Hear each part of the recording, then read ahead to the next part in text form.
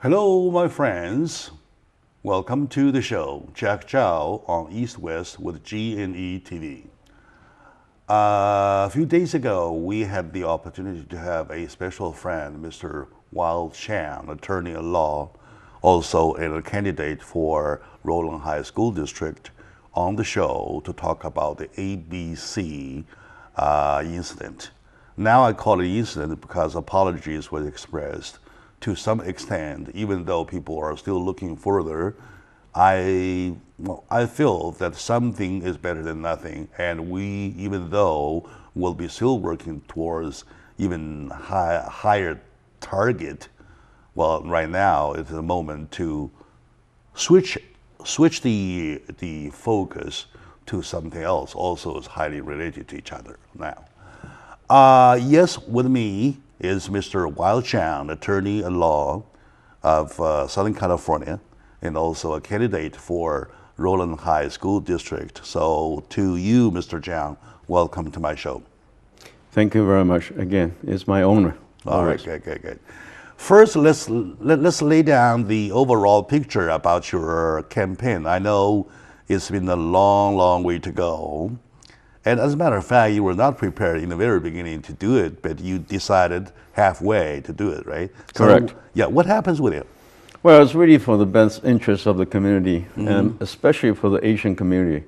I have discovered that our Asian community has actually almost 50% population, and yet the actual people going to vote was less than 10%. We do not have enough voice in the school board. All right. And that's the problem. And I think it's critical for us to go out and vote. It doesn't have to be me. As long as anyone you feel the most qualified, go out and speak up for yourself. That's it. All right. That's something I will say is a concept already elevated. It is elevated to a point that as long as you walk out the door, as long as you try to practice your right of democracy, you're okay, right? Yes. As to whom you pick, that's your own choice. Absolutely. But you really wish to be their picks. Of course. Right? Okay, Yes. now, why you think so? Well, I think I'm most qualified in terms of academic training and in terms of my professional experiences. I should be able to go there and clean up the place for the community. All right. When you say clean up the place for the community, what does the word clean refer to? Well, I think there are really many abuses and wrongdoings going on that are committed by the current board members and the current management. Such as? Well, for example, in the last 3 years, they closed 3 schools. They lost over 2,000 students, and no one has been held accountable. Not the teacher, not one in the school management, and not even one single board member. So where do the kids of the previous 3 schools go? Well, they moved to the neighboring school district like Walnut, Hacienda Heights, for better education, because the teaching quality in our neighboring school districts is much better. And that's why people are moving out. And my job is to keep the parents, keep the kids here, and we should remove the incompetent teachers, incompetent school management people. I see. So in other words, first the exodus of students out of school happens, and then the school is forced to shut down, right? Yes, the worst part is that they even have to lease the closed facilities to private schools. And then in the meantime, they issue more school bonds, raising more money, saying that we need to build more new school facilities. But what's the point? You have more than you can use. I see. How many board members do you have? We have 5. 5, right? Okay. So you're running one of the seats. One of the 3 are due for re-election. I see. So I'm actually competing against the other 6 for one of the 3 seats. But 2 are running for re-election. And that's really the problem. I think that's why I would like to ask the voters to open your eyes and check the website of the candidates and not just vote based on the signs on the street. It's really like a fast food voting. That's really dangerous. So there are 3 incumbents running for the... 2 incumbents 2. running. 2 incumbents running for their re-election, and then other 3 out there. as new There's runners. only, yes, there's actually altogether 7 candidates, including 2 incumbents. I see. In other words, except you, there are another 4. Yes. There are 4 out there, right? Correct. 5 altogether. You see altogether as the new runners for this election. Correct. Okay. How do you read about the chance? How big's your chance, though? Well, that's why I think I need the help of the voters. Excuse me. Because as a new candidate, it's always an uphill battle. No matter how good you are, because you don't have that kind of publicity All right. or exposure like the current incumbents they have. Sure. And that's why I'm very grateful for this program, particularly Mr. Chang, All right. to allow me this opportunity to really to share with you my concern that we should go out and vote and open your eyes and read and listen and find the problems, because that's really most critical for you and for your kids. All right, okay, good. You know, Mr. Chang, it is my position to stay neutral. Of course. To promote what I see is upbeat of life. Yes. Right. And I don't normally take a stand unless this is a death hand or life to death struggle. Right? Yes, correct. Of course, I know what I'm for. Okay, now, here I'm for nothing. I just want you to have the grasp of this opportunity to express yourself, in other words, to exhibit or display yourself from bottom up, right? Okay, now, at this moment, I always ask a few questions like this. Number 1, how much you know the district that you're running for, right? That means it's land, it's people, it's money, it's history, it's present, it's future. Well, I have lived Question number 1. Okay. Please.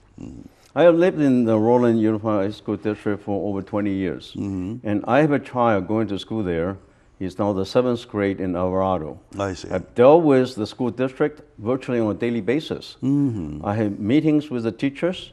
I'm meeting with the principals. I'm meeting with the assistant superintendents. I'm meeting with the superintendent. And I also have meeting with the current 2 board members. So I have known their problems, all right, from the teaching to administration. And I'm most qualified compared to all the other candidates. And I can share with you, actually, you can even visit my personal website and make your own decision after reading. I don't mean that you should vote for me. How big is the size of the school district, please? The boundary is on the north side up to Alma. All right, Alma, yeah. Yes, and the east side to Fairway. The west side to Azusa. Oh. And the north and the south side to Pathfinder, roughly. I see, Pathfinder, almost the temple, right? Yes, almost That's to La Habra. quite extensive area. Oh yeah, the school district is quite How big. many students does the school district cover? 15,000 for 20 schools, but they closed 3, so they only have 17 left. 17 schools. It's still quite large. 17 schools for a total population of 20,000. No, 15,000. 15,000. Yes. All right, that's about 850 per, which is not so crowded. No, it's not true, because the problem is that because of management, this mismanagement by the current board and the current management, we have a high school 22,000, 2,200, and another high school, only 2 high schools. Another one also, I think like 2,000 something. So altogether you have almost 4,500 high school students crammed into 2 high schools.